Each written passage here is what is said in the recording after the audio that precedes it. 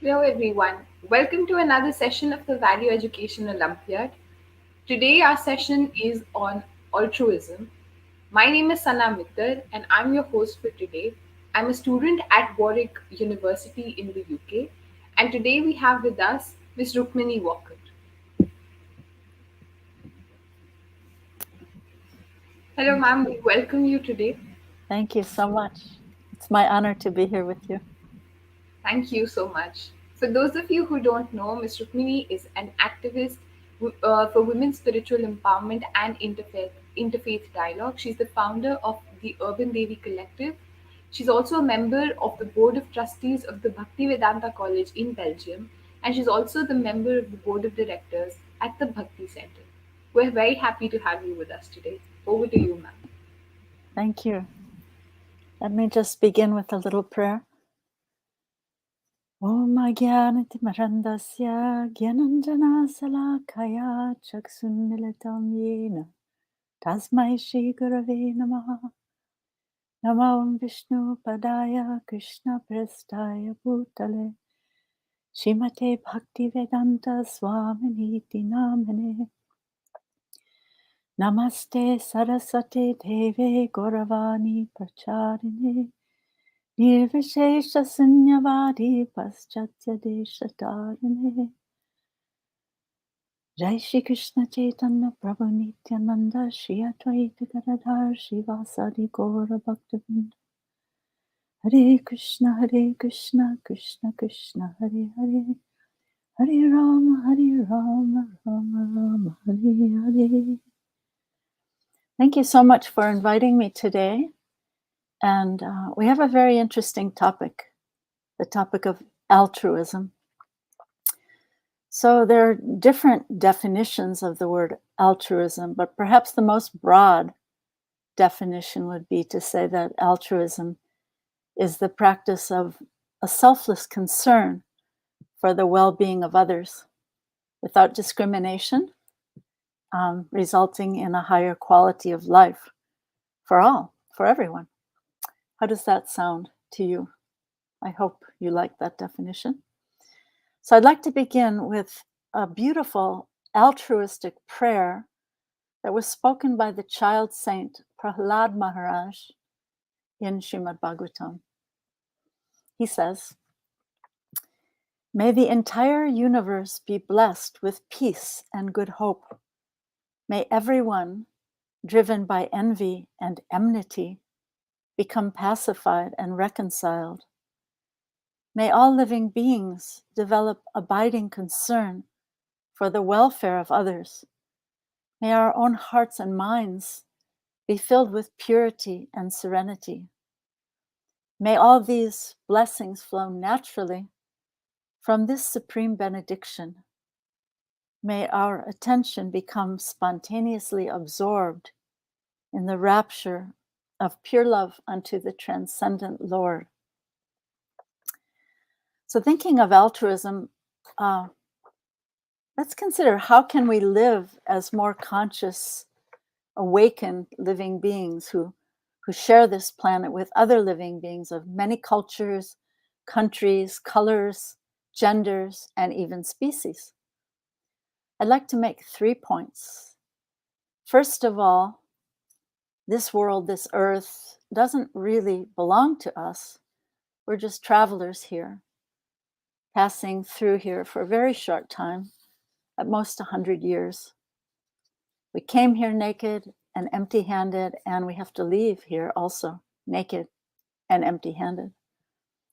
Second of all, with that in mind, everything here is on loan to me. How do I treat something that's on loan to me, that's meant to be given back in a short time, in the same condition in which I received it? Maybe I was cold yesterday and I borrowed a sweater from my friend and she wants it back tomorrow. Obviously, she wants it back in the same condition in which she gave it to me, in which she trusted it to me. If everything I so-called own here is, as they say, borrowed plumes. Have you heard that before? Borrowed plumes? If I'm only here temporarily and nothing is really permanently mine here, is this earth mine to desecrate, to vandalize, to pollute? Um, the universal government, the divine order, just won't allow that. There will be repercussions. If you go to anyone's home or downtown Delhi and start vandalizing, maybe spray painting or something like that, it's just not allowed. The police will come and arrest you for that.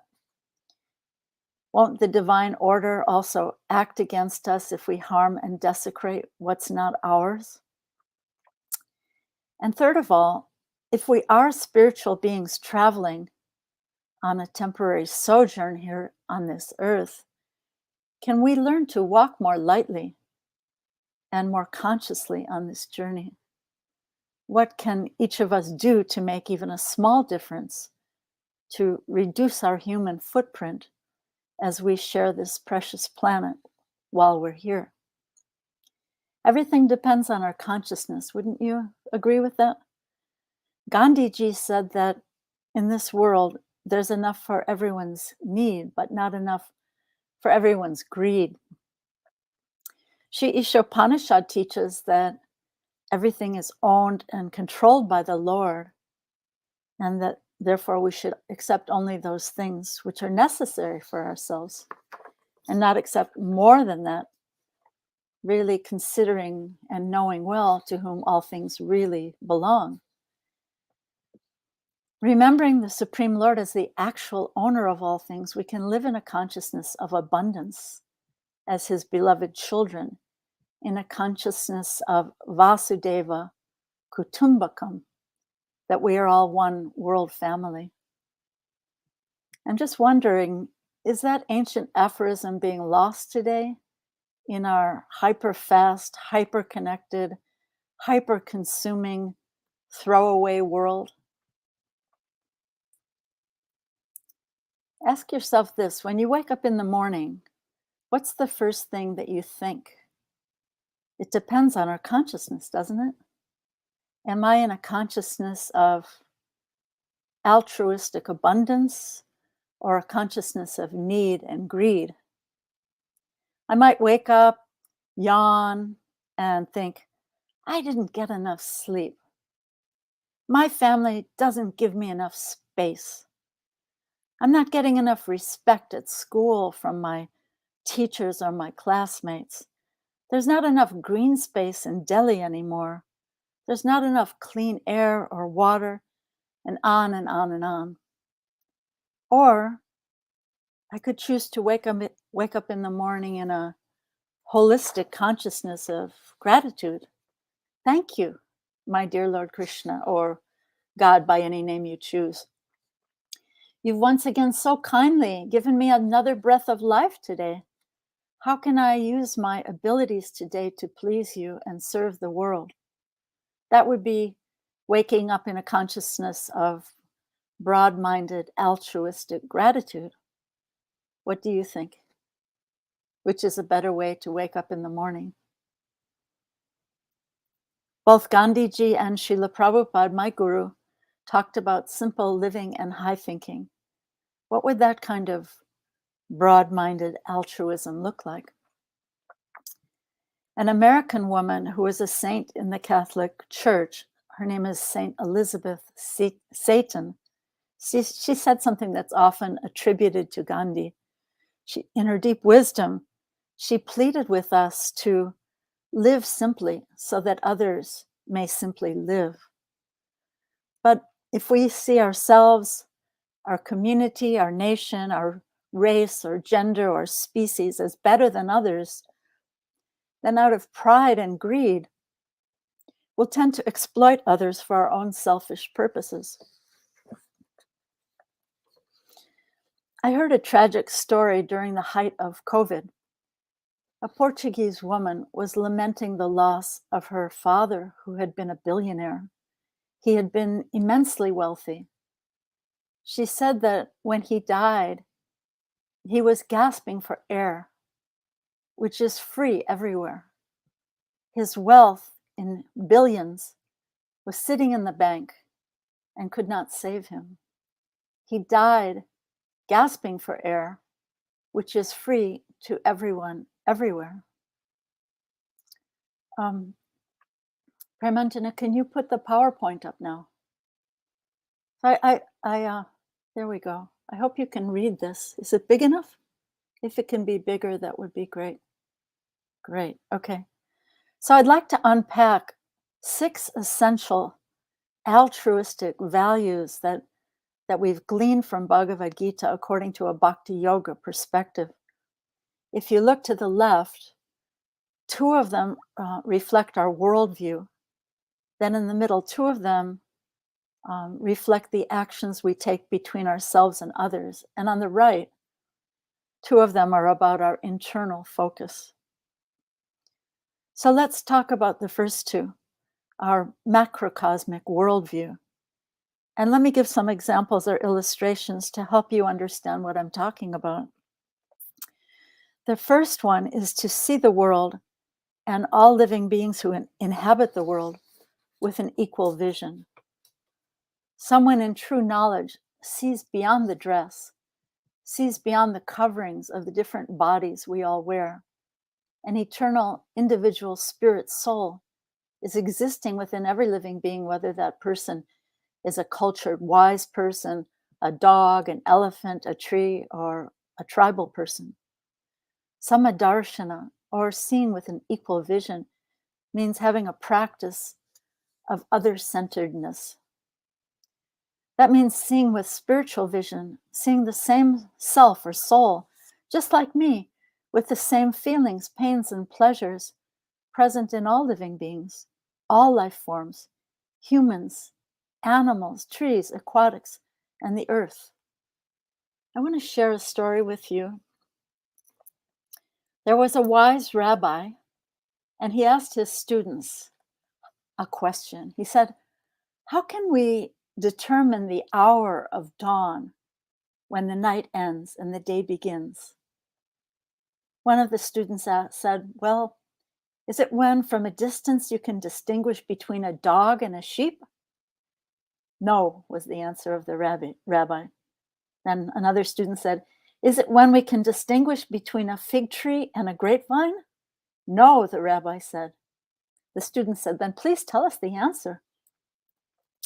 And the wise teacher said, when you can look, it is when you can look into the face of another human being and you have enough light in you to recognize your brother or sister. Until then, it is night and darkness is still within us.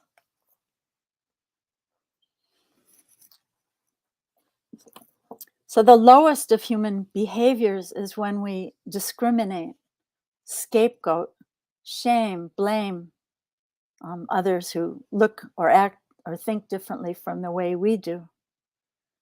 There's another story I'd like to share with you. Some teachers took a group of students in Afghanistan, school children. They took a group of school children to a garden, a big garden. And they instructed the children to pick all the flowers except the blue ones. So the children ran out and they picked all the flowers in the garden, but they left only the blue ones. And then the teachers asked them a question. How does the garden look now? What do you think? And the children said, it's not as beautiful as it was before. With only one color of flowers, there's no variety. There's no diversity. It's not as beautiful now. There's a beautiful verse in Bhagavad Gita that says, perfect yogis are they who, by comparison to their own selves, see the true equality of all beings in both their happiness and their distress. This is Samadarshana.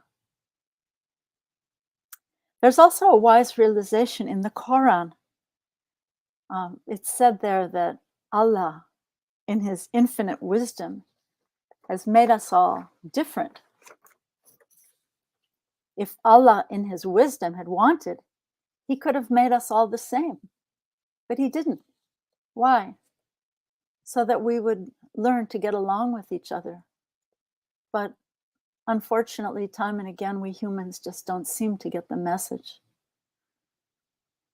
So now if you look to the middle of the PowerPoint, the second of the first pair of altruistic worldview values is, oh, no, sorry, it's the bottom left, our choice, right? Choice, which in Sanskrit is icha. So that's at the bottom left. Toward the end of the Gita, Krishna says to Arjuna, now I've told you everything. Now you can do as you wish to do. Why is that? Why did he say that? Because love can never be forced. And because we always have our free will to choose to love or to choose to turn away from love and choose selfishness. We can choose a broad-minded, expanded consciousness of love and altruism toward all beings, or we can choose small-minded, cripple-minded selfishness. It's always our choice. Our real disease is a disease of the heart, selfishness, and the real cure is selfless, altruistic service. There's a Catholic monk, his name is Father Richard Rohr, and he said that we all live with a God-sized hole in our hearts. Isn't that interesting? He says a God-sized hole in our hearts. And we keep choosing to try to fill it up with so many lesser things, power or position or wealth or beauty or strength. But that hole is never actually filled. We choose to wander through this world with a kind of spiritual amnesia. We've forgotten our home, where we come from, who are our parents, and what is the purpose of our lives. But by their mercy, holy teachers from all the world's traditions come down as emissaries from our source, our divine Father, to wake us up, to remind us who we really are and where we really belong beyond this world. Because some sense of love of God is actually dormant within each of us. But it's always our choice whether to hear them, or we can choose to keep ignoring the memos we keep getting from beyond this world of birth and death. Then now in the middle, if you look to the second pair of altruistic values, it's about our actions between ourselves and others. So the first one at the top is to act without cruelty or ahimsa. If I go to harm an animal, doesn't she cry? Doesn't she try to turn away just like you or I would do? Ahimsa means to act without cruelty or to try to minimize the violence we commit.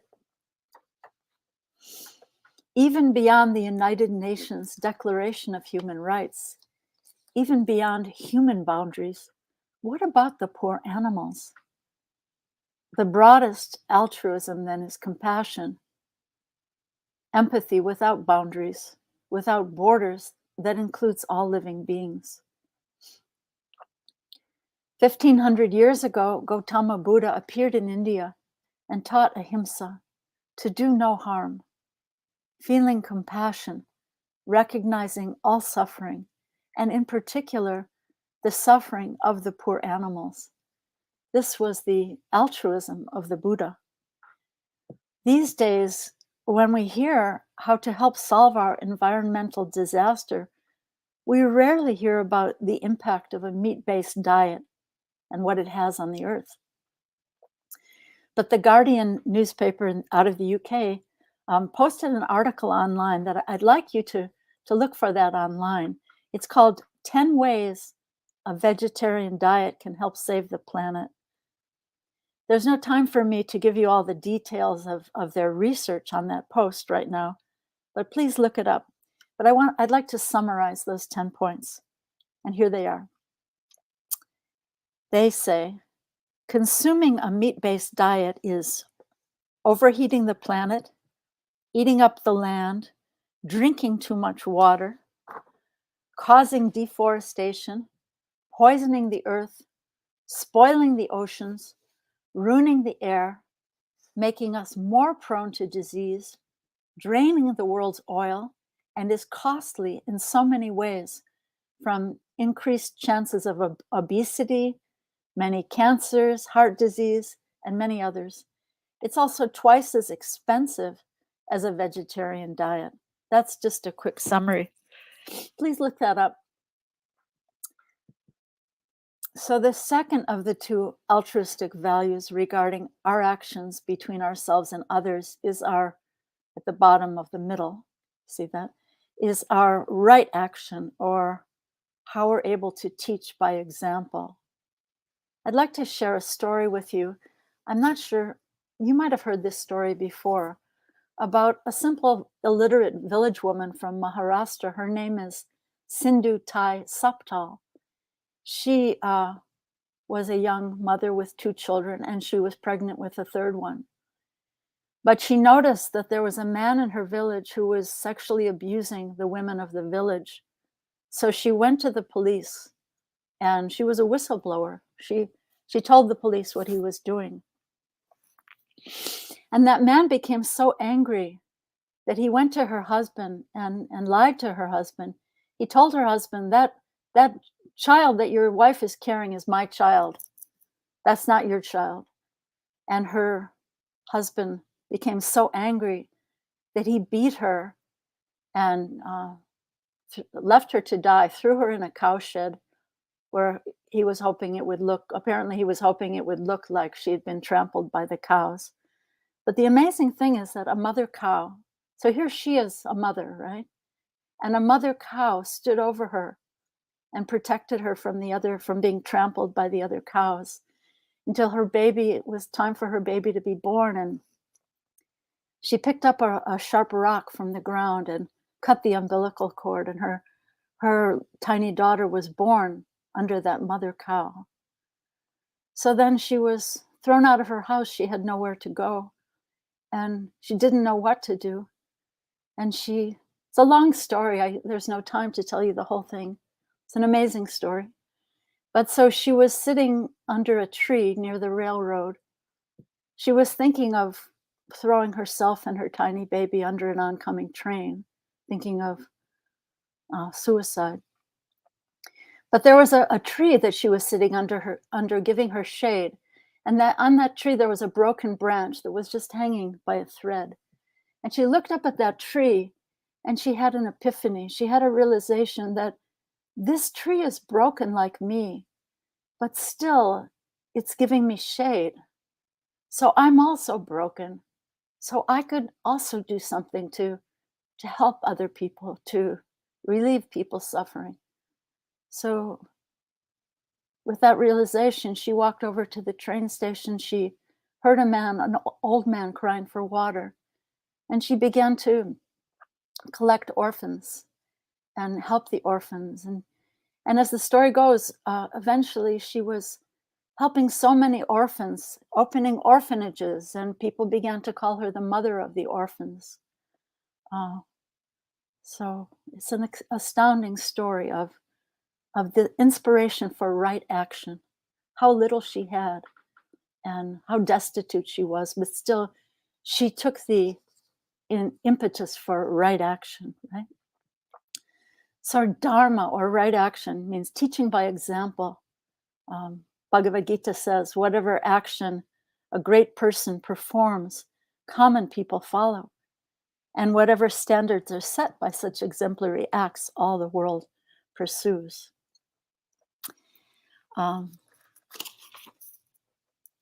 Talking about right action and also about our choices, I want to share something with you from Albert Einstein, who was a theistic scientist. He said that the most important question we can ever ask ourselves is if the world is a friendly place. So if we decide that the universe is an unfriendly place, then we'll use our technology, our scientific discoveries, our national resources to achieve safety and power by creating bigger walls to keep out the unfriendliness and bigger weapons to destroy all that which is unfriendly.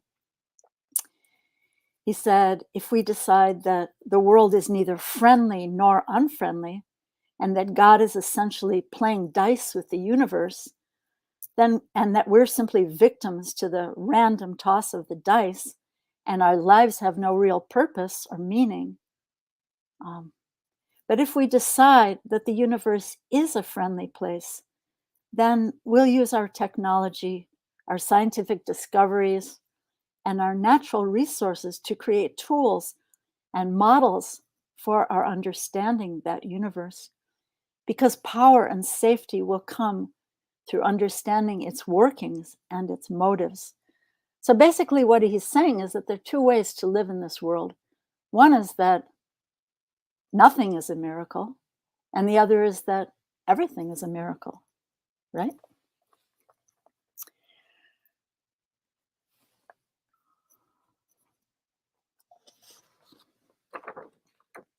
We're at a juncture in our history right now regarding the environment. Governments are finally admitting that climate change has a human cause. What future behaviors will we choose? At the height of COVID, after just a short time of having factories and industries shut down, we all saw plant life and animal life rejuvenating in cities and other places all across the world. According to Hindu tradition, the earth is a goddess, Bhumi Devi. And when we drill and manipulate nature, or even lie and cheat, she's pained by our behavior, and she vents her anger in different catastrophic ways, as we're now seeing all over the world. We're small, and we're not the controllers of this planet. This planet is not meant for our soul manipulation and enjoyment. But if we live in harmony with the earth and share her bounty, then there is enough for us all. Pollution of the environment is an external symptom of the internal pollution of our hearts, the pollution of greed, envy, overaccumulation, lust for more power and more possessions. As we work to clean up the environment, we have to also work to clean the inner environment of our hearts.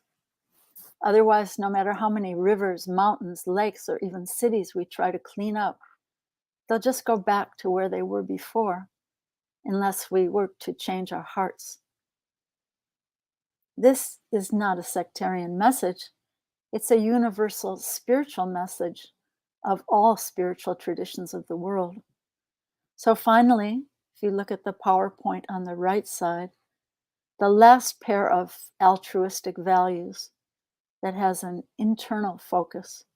At the top, humility or amanitvam, and then love or priti, to dwell in loving ecstasy.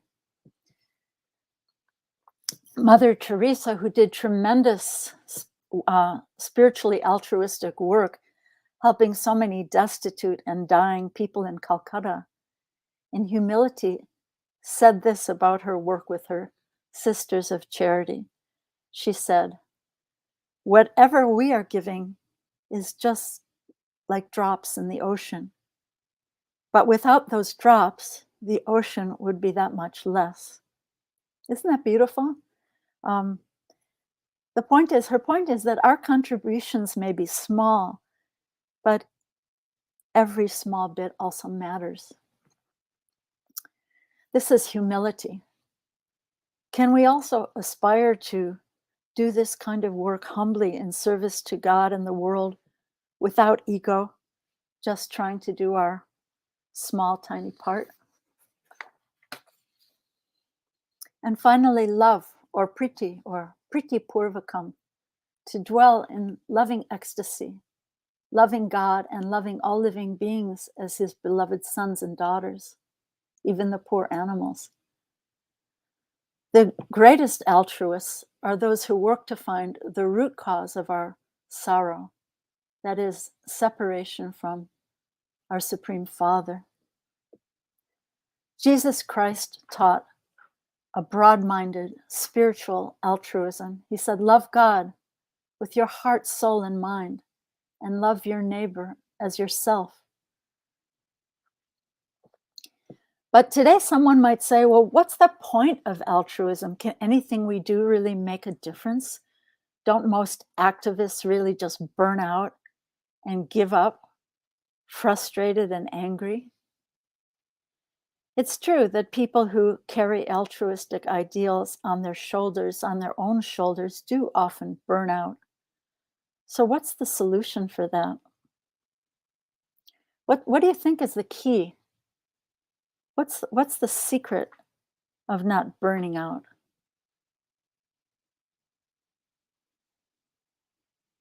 I don't know if we can get any voices about that right now. Or maybe we should just wait till the end. But the poet and teacher Ralph Waldo Emerson said, hitch your wagon to a star. What do you think that means? It means if we act giving up ego and offering our work and altruistic intentions to God as we understand God by so many names, then if He so desires, He can work through us and empower us to become instruments of His will. I love this quote, which is a riff on the Jewish Talmud. Do not be daunted by the enormity of the world's grief. Do justly now. Love mercy now. Walk humbly now. You are not obligated to complete the work, but neither are you free to abandon it. Do the work, do your part as a tiny offering of your deepest intention. Lord Shri Krishna told his devotee Arjuna on the battlefield of Kurukshetra that everything is happening by his arrangement, by the arrangement of the divine.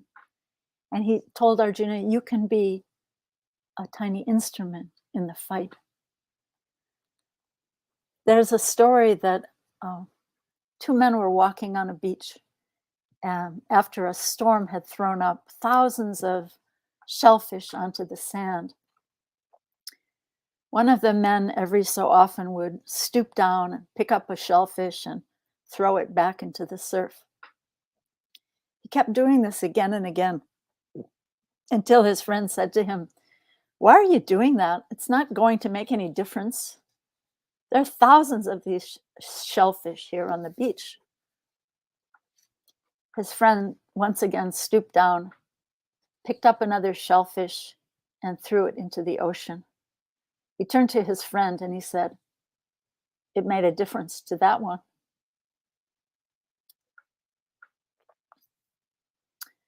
I once heard my guru, Srila Prabhupada, give an example when he was speaking to the International Students Association in Boston, Massachusetts, in the US.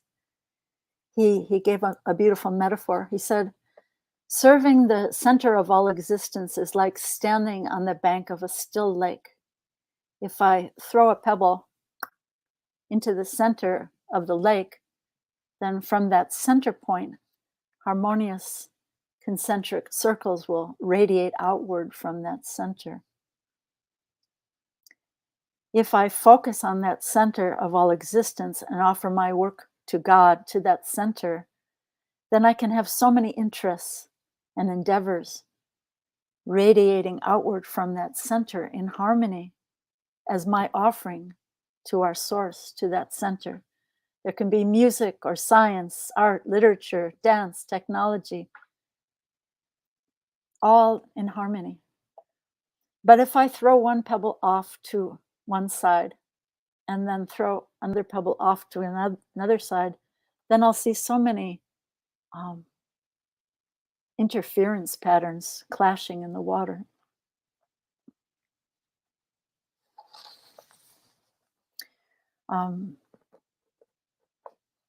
Bhaktivedanta Swami Prabhupada was an extraordinary spiritual altruist.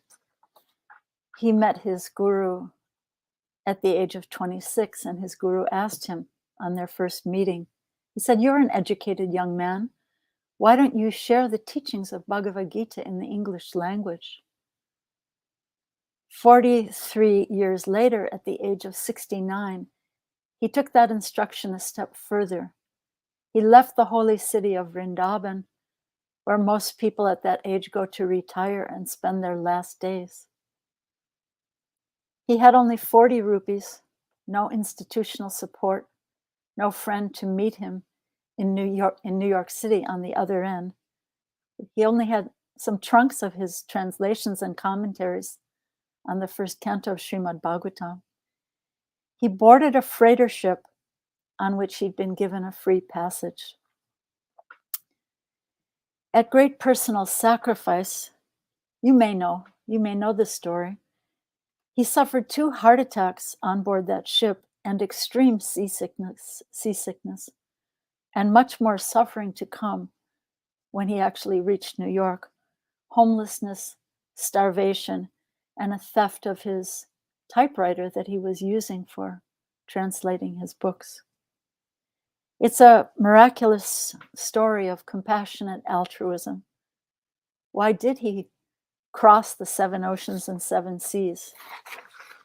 We were unknown strangers to him, yet I always felt that he could feel our suffering from all the way across the ocean. We were suffering, not knowing who we were or what was the purpose of our lives. In 12 years, he circled the globe 14 times, wrote volumes of books, which removed so many misconceptions in people's hearts, opened 108 temples, and brought thousands across the world to the beautiful path of Krishna consciousness. Altruism offered up as selfless action in conscious service to the Supreme can transform us, our work, and the very climate and landscape of the world. I hope you'll consider it in your own lives. Thank you very much.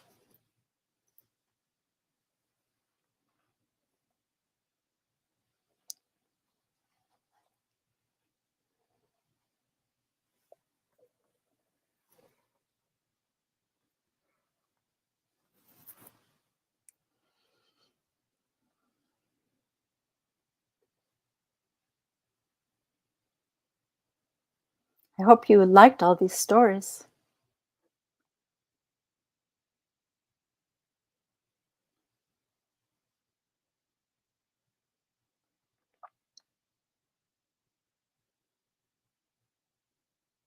Maybe I'll tell another story from the life of Sindhu Thai Saptal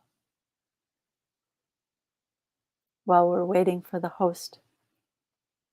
Here's another story that after she had opened so many orphanages and she had been invited to countries all over the world to tell her story, a poor, destitute man came to her and asked her for shelter in her orphanage. It was her husband who had kicked her out, who had thrown her out of the house so many years before. And he asked her for shelter. He was homeless. He was poverty-stricken. He had nowhere to go. And so she agreed that he could come in and live in her orphanage. And but she told him, she said, "I only have one relationship now. I'm a mother. So you can come and live here, but my relationship is only as a mother." And actually, I didn't mention, but her two older children began to help her in her work also. And her youngest child, her daughter, who was born under that mother cow, eventually got her PhD in education, I believe, and began to help her in her work in those orphanages. And when people would come and visit the orphanage, she would point out her former husband. She would point to him and say, "This is my very worst child. Of all of my children, this is the very worst one. But he is one of my children also. That's how she would introduce him. So a little bit more about Sindhu Thai Saptal. Sana, you want to join us now? Yes, I'm so sorry. I've been facing some internet lagging, which is No why. problem. No problem. Thank you so much for that session. Thank you so much. We'll be taking questions from our audience now. They have a lot of questions that they've sent in the comments, and if anybody else also has questions about the session today, please do send them in the chat, and I think we'll be able to answer them.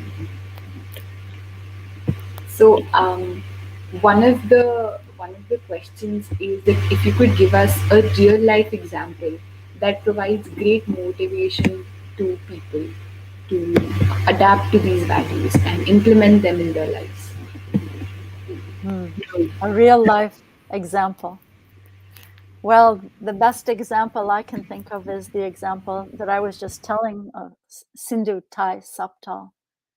She had nothing. She was illiterate. I mean, all of us are literate, right? We have families, we have homes. She had been thrown out of her home. She was illiterate. She was pregnant. She was about to take her own life and the life of her tiny baby daughter. And I love this story actually. She looks up at the tree that's giving her shade and she sees that it has a broken branch that's hanging on a thread. And she thought, just repeating the story, it's my favorite story about altruism, I would say. So she's seeing it, and this branch is hanging on the thread, and she said, this branch is broken. I'm also broken, but this tree is giving me shade. I can also do something to help people. So she had no resources, just like my guru Prabhupada. He had no resources. He had no institutional support. She had no resources. She had no friends. She couldn't go back to her family. So she walked over to the train station and she heard a man crying for water and she gave him water. And then she began to collect the orphans who were rejected by society. And she began to help them and build orphanages and you know, there's so many amazing examples. My guru, Srila Prabhupada, let me tell you a story. Oh, I wanted to share this story and I forgot. Okay, here's a beautiful example of spiritual altruism.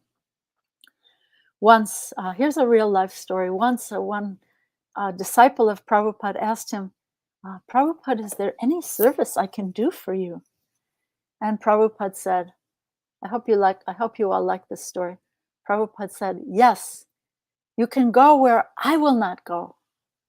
And the young disciple was really bewildered by that. And he was thinking, but Prabhupada, you go everywhere. You were just in Tokyo, San Francisco, Texas, New York. You're going to London, Germany, Russia, everywhere. Where is it that you won't go? And Prabhupada said to him, to the future. And then he said, and by the way you treat the people there, they will know how much Krishna loves them. So this is another story that I love so much. So yeah, you're all people of the future. I'm a person of the past. You're all going to the future that I'll never see, that so many of us will never see. So by the way you treat the people there, they can also know from the way you treat them, they can know how beloved they are to God by any name. So I love that story. Yeah, I hope that's helpful. Another question that we have is what is the meaning of altruism and how should we keep ourselves motivated to lead an altruistic life? It means, I use the term other-centeredness. We've all heard the term self-centeredness. Oh, she's so self-centered. No. But It's a practice of other-centeredness, thinking of how will my words or actions impact the world or the person I'm speaking to today, or how will some, if I say some unkind thing, how will they be holding that in their heart uh, for maybe years, and I might have forgotten that I even said something like that or did something like that. Or again, thinking of the poor animals. Very few people are talking about it. Even when we read about things to help the environment, I know in so many places they're telling the school children, turn off the water when you brush your teeth. Great. Well, that's good. But what about the thousands and millions of gallons of water that are used um, to in this meat industry? So we have to think of the impact. There was one Native American chief who said we have to think of the impact of our actions on 7 generations. And when the Native people in the US, the Native people, when they would, in this particular tribe, when they would have their meetings, they would always make sure that there was a little child sitting in the meeting with them. So they would be conscious of the impact of their decisions in that meeting on the next generation and the next and the next and the next.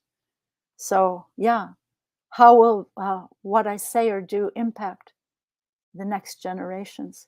It's a practice. You know, just like anything, like if you want to build strong muscles, you go to the gym or you walk or you run.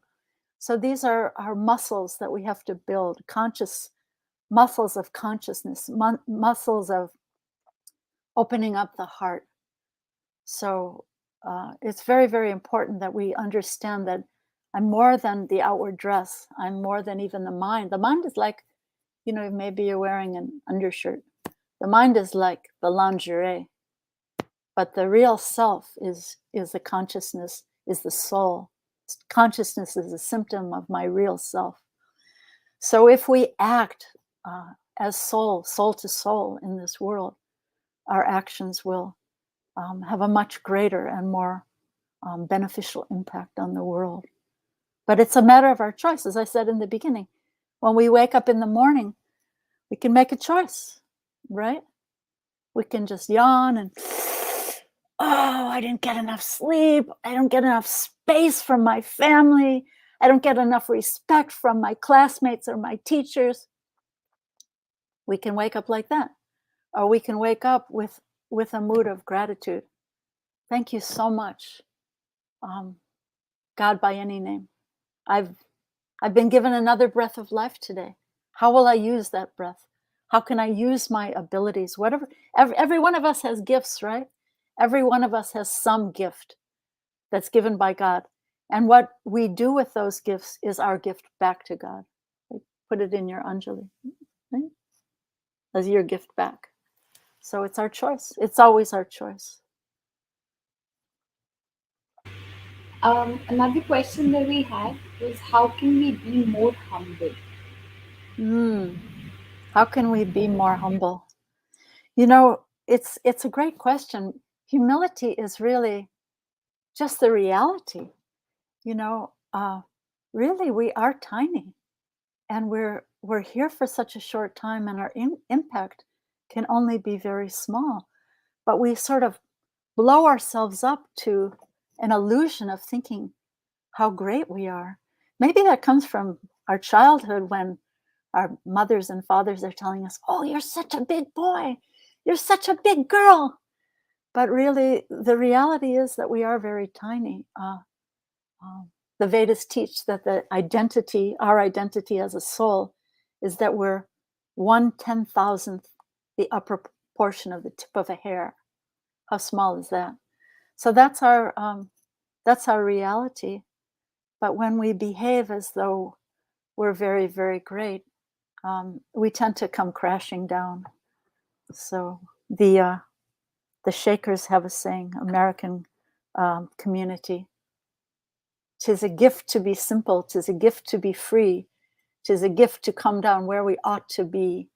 So that's the reality. We're tiny, and if we walk this world a little bit more lightly, realizing that I am a tiny person, and that I can offer my respects and my gratitude in bigger ways, then my work and my action and my thoughts will have more impact, rather than thinking I'm so entitled, I'm God's gift to the world, and all of those inflated kind of concepts that people can come up with.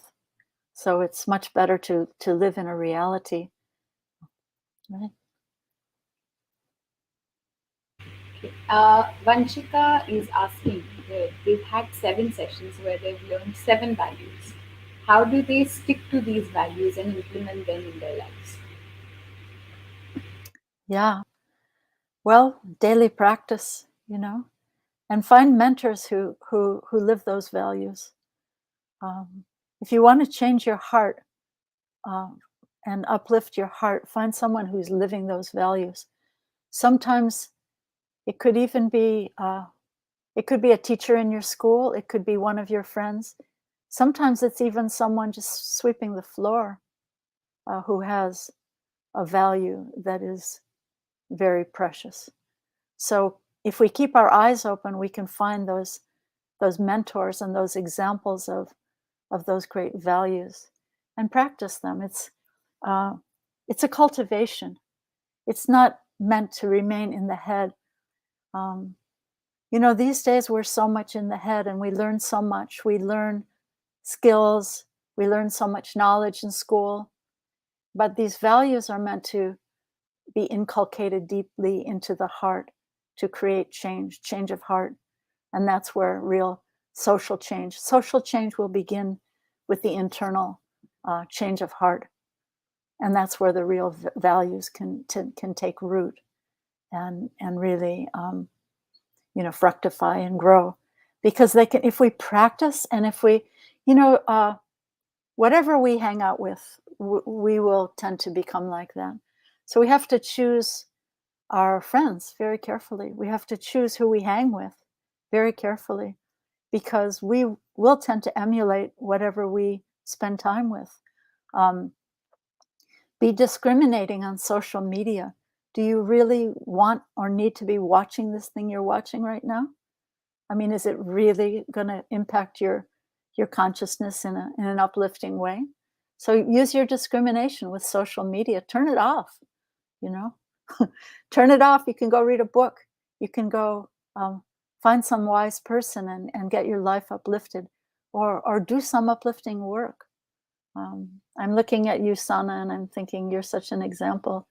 Sana is someone who, during COVID, she just picked herself up and started helping people who were more unfortunate than she was in her life during lockdown in Delhi.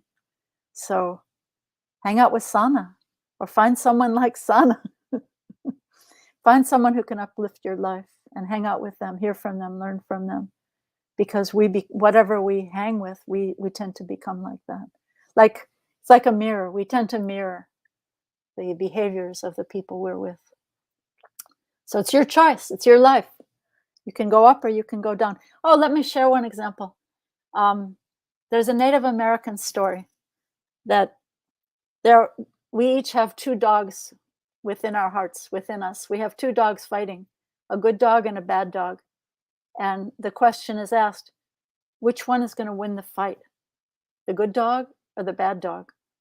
So what do you think the answer would be? Maybe the person who asked that question, or anyone, what do you think the answer is? Who's going to win the fight? The good dog or the bad dog? They're fighting. What do any of you think?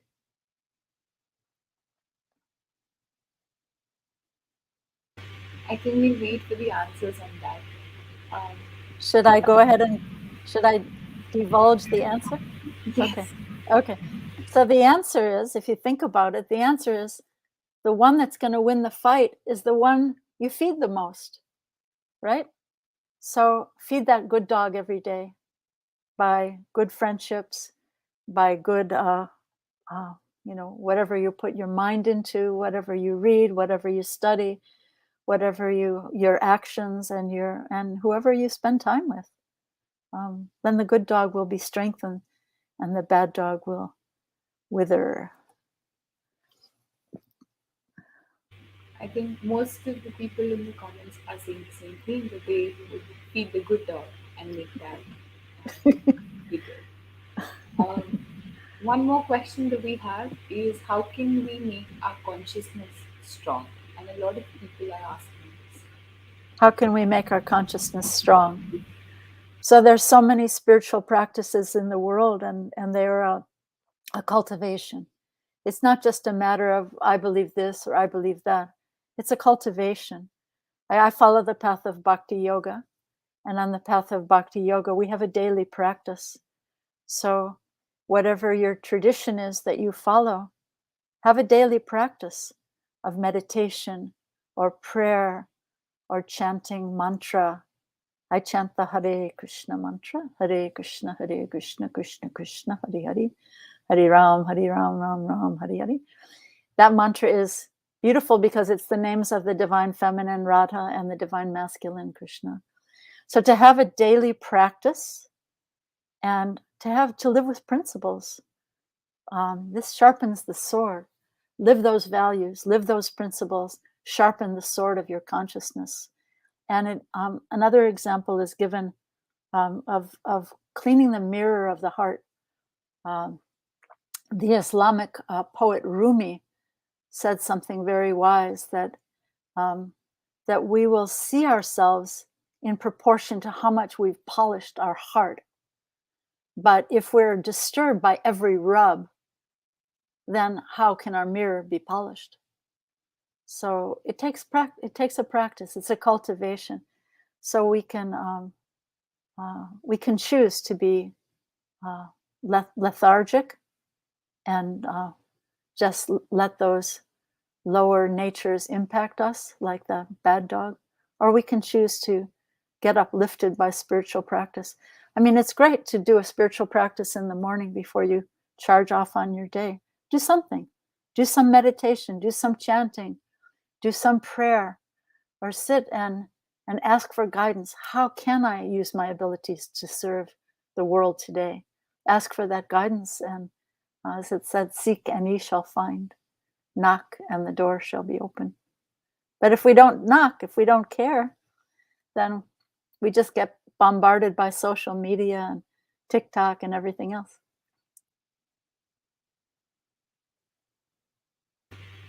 Thank you. I think we've covered most of the questions. If there are any more questions, you can put them in the comments, but I think we've covered almost everything. Just to give a recap of the session, we discussed the value of altruism, and we took a very unique take on it. We took 6 values from the Bhagavad Gita from a Bhakti Yoga perspective. We spoke about the values regarding our worldview, regarding our actions, and regarding the internal focus that we should have. We spoke about equal vision, our choice, acting without cruelty, right action, or leading by example, humility, and love. And then we went on to talk about some very inspiring stories. So, thank you so much for that. And thank you so much for such an inspiring session today. Uh, the most important announcement that we have for today is that the registrations close on 15 September. So do register and invite other people to also register. There are 2 workshops on 19th September and 26th September on at 2 p.m. So please make sure to follow the Instagram links given to you so that you can attend the 2 workshops and also upload your pictures with your work that you do on these workshops on Instagram by 16th October, so that you then can take your exam on 17th October. So the things that you need before the workshop, you need to grow your microgreens. Uh, these are the details for that. I think you can see them on your screen. You need a container which is 2 to 3 inches deep. You need soil which can be filled in that container, and any type of seeds that can be soaked in for 3 to 4 hours. It can be mustard, fenugreek seeds, moong, black peas, anything, and some fresh water. Make sure you do this activity before workshop one, and be sure to also follow the links given to you and attend workshop one on 19th September and the second workshop on 26th September. And finally, do register for the Olympiad because the registrations close on 15th September, and get others to register for it as well. Thank you so much. Thank you for joining us today, ma'am. We're very happy to have had such an inspiring session. Thank you. Thank you. Hare Krishna.